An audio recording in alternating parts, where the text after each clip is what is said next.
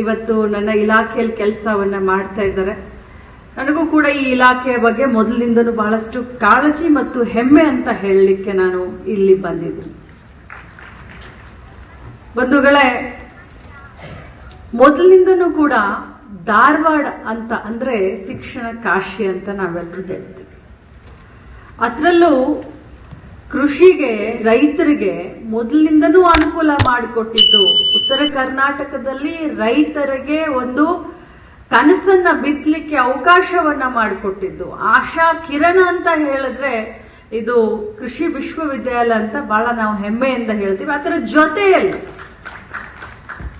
ಏನು ನಾವು ಮೊದಲು ಹೋಮ್ ಸೈನ್ಸ್ ಅಂತ ಹೇಳ್ತಾ ಇದ್ವಿ, ಈಗ ಕಮ್ಯುನಿಟಿ ಸೈನ್ಸ್ ಅಂತ ಅದನ್ನ 2016ಕ್ಕೆ ಮರುನಾಮಕರಣ ಮಾಡಿದ್ರು ಅಂತ ನಮ್ಮ ಮೇಡಮ್ ಅವರು ಈ ಒಂದು ಮಹಾವಿದ್ಯಾಲಯ ನಡೆದು ಬಂದಂತ ದಾರಿ 50 ವರ್ಷ ಆಯ್ತು ಅಂತ ಎಲ್ಲ ಎಳೆ ಎಳೆಯಾಗಿ ಹೇಳಿದ್ರು. ಬಹುಶಃ ನಾನು ಹುಟ್ಟೋಕಿನ್ನ 1 ವರ್ಷ ಮುಂಚೆ ಈ ಒಂದು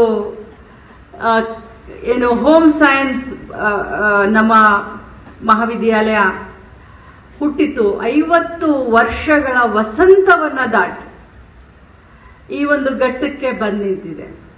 ಎಷ್ಟೊಂದು ಓದಬೇಕಾದ್ರೆ ಎಷ್ಟೊಂದು ಹೆಮ್ಮೆಯಿಂದ ಹೇಳ್ತಾ ಇದ್ರು, ನಮ್ಮ ಈ ಒಂದು ಇದರಲ್ಲಿ ಓದಿದಂಥವ್ರು ಇವತ್ತು ಎಂತ ದೊಡ್ಡ ದೊಡ್ಡ ಹುದ್ದೆಯಲ್ಲಿ ಕೆಲಸವನ್ನ ಮಾಡಿ ಬಹಳಷ್ಟು ಸಾರ್ಥಕತೆಯನ್ನ ತಮ್ಮ ಜೀವನದಲ್ಲಿ ಪಡೆದಿದ್ದಾರೆ ಅಂತ ಬಹಳ ಹೆಮ್ಮೆಯಿಂದ ತಾವೆಲ್ಲ ಹೇಳ್ತಾ ಇದ್ದಿದ್ದ ನಾನು ಕೂಡ ಅಷ್ಟೇ ಅಭಿಮಾನದಿಂದ ಕೇಳ್ಕೊಂಡು ಕೂತ್ಕೊಂಡಿದ್ದೆ. ನನಗೆ ಮಹಿಳೆಯರು ಅಂತಂದ್ರೆ ಎಲ್ಲಿಲ್ಲದ ಒಂದು ಪ್ರೀತಿ. ನನಗೆ ಎಲ್ರು ನಮ್ಮ ಮನೆಯಲ್ಲಿ ಏನಂತಾರಂದ್ರೆ, ನೀನ್ ಬರೀ ಮಹಿಳಾ ಮಂತ್ರಿ ಅಂತ ಅಲ್ಲ, ಮುಂಚೆಯಿಂದನೂ ಒಂಥರ ಫೆಮಿನಿಸ್ಟ್ ವಿಚಾರ ನನಗೆ. ನಾನು ತಮ್ಮೆಲ್ಲರ ಬಗ್ಗೆ ಹೇಳಲಿಕ್ಕೆ ನನಗೇನು ಸಂಕೋಚ ಇಲ್ಲ. ಯಾಕಂತಂದ್ರೆ ನಾನು ಕಲ್ತಿದ್ದು SSLC. 18 ವಯಸ್ಸಿಗೆ ಮದುವೆ ಆಯಿತು. 5 ಜನ ಹೆಣ್ಮಕ್ಳು ನಾನು 2ನೇವಳು. ನೋಡ್ಲಿಕ್ಕೆ ಸ್ವಲ್ಪ ಈಗ ಏಜ್ ಆಗಿದೆ ಬಿಡಿ, ನೋಡ್ಲಿಕ್ಕೆ ಸ್ವಲ್ಪ ಎಲ್ರು ಸುಮಾರು ಚೆನ್ನಾಗೇ ಇದ್ವಿ ನಾವು. ನಮ್ಮ ಸುಮಿತ್ರ ನಗ್ತಾಳೆ, ಅಜ್ಜಿನೂ ಆಗಿದ್ದೀರಾ ಅಂತಾಳೆ.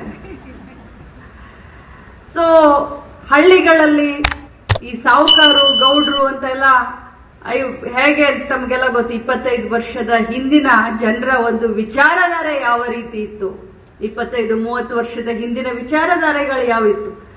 ತಾವೆಲ್ಲರೂ ಕೂಡ ಎಷ್ಟು ಜನ ಕೂತ್ಕೊಂಡಿದ್ದೀರಾ, ನೀವೆಲ್ಲರೂ ಬಹಳಷ್ಟು ಅದೃಷ್ಟವಂತರು. ತಮ್ಮ ತಂದೆ ತಾಯಿ ತಮ್ಮಗಳನ್ನ ಕಲಿಸಿ 4 ಜನರಿಗೆ ಪಾಠ ಹೇಳ್ಕೊಡುವಷ್ಟು ತಮ್ಮನ್ನ ಕಲಿಸಿದಾರಲ್ಲ, ನಿಜವಾಗ್ಲೂ ತಾವೆಲ್ಲರೂ ಅದೃಷ್ಟವಂತರು.